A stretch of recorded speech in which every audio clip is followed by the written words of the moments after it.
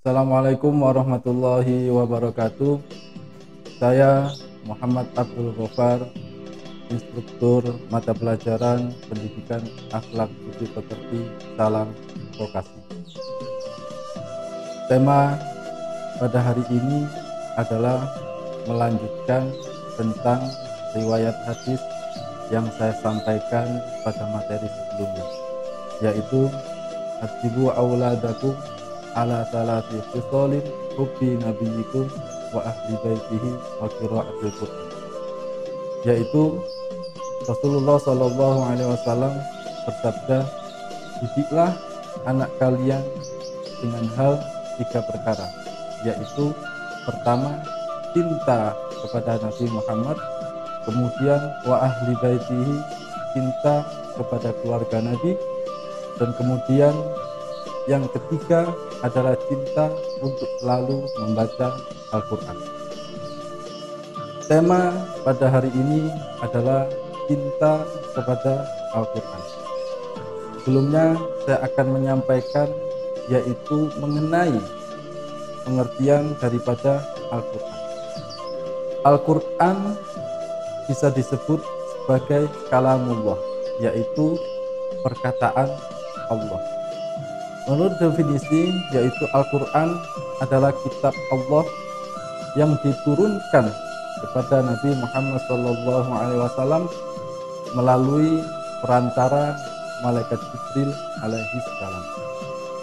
Ketika nabi-nabi terdahulu mempunyai suatu mukjizat, sebagai contoh Nabi Musa mempunyai mukjizat yaitu sebuah tongkat yang bisa membelah lautan, dan kemudian Nabi Ibrahim diberikan mukjizat oleh Allah dengan tubuh yang tidak terbakar oleh api, dan kemudian Nabi Isa diberikan mukjizat oleh Allah SWT dengan dia bisa menghidupkan orang yang sudah mati. Nah, di sini Rasulullah Shallallahu Alaihi Wasallam diberikan mukjizat oleh Allah berupa Al-Quran yang sampai sekarang abadi. Nah, ketika memahami mengenai Al-Quran sebagai kitab suci, maka kita harus mengetahui keutamaan di dalam Al-Quran. Di dalam salah satu riwayat hadis mengatakan, Iqra'ul Quran fa innahu ya'ti yaumal qiyamah syafi'an li ashabi.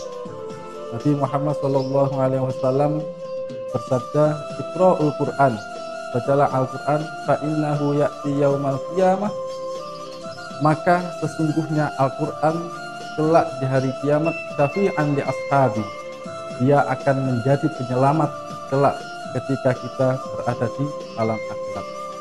Nah, ketika kita membaca Al-Quran sekarang, ketika kita masih hidup di dunia ini, maka bacaan-bacaan yang kita baca di dalam Al-Quran akan menjadi syafaat atau penolong kelak kita yaumil akhir.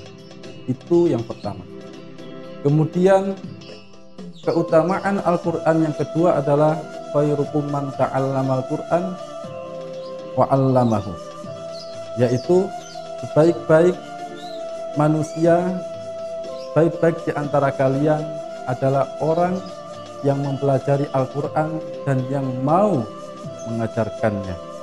Nah, dan kemudian yang ketiga, keutamaan daripada Al-Quran, di dalam salah satu riwayat hadis mengatakan bahwasannya satu huruf Al-Quran itu dinilai pahalanya 10 kali lipat kebaikan dari Allah SWT.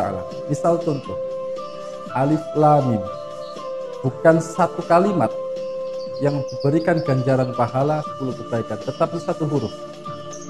Alif 10 pahala kebaikan, Lam 10 kebaikan, kemudian Mim 10 kebaikan. Jadi ketika kita membaca Alif Lam Mim dalam satu hari, maka kita akan mendapatkan 30 pahala kebaikan dari Allah SWT.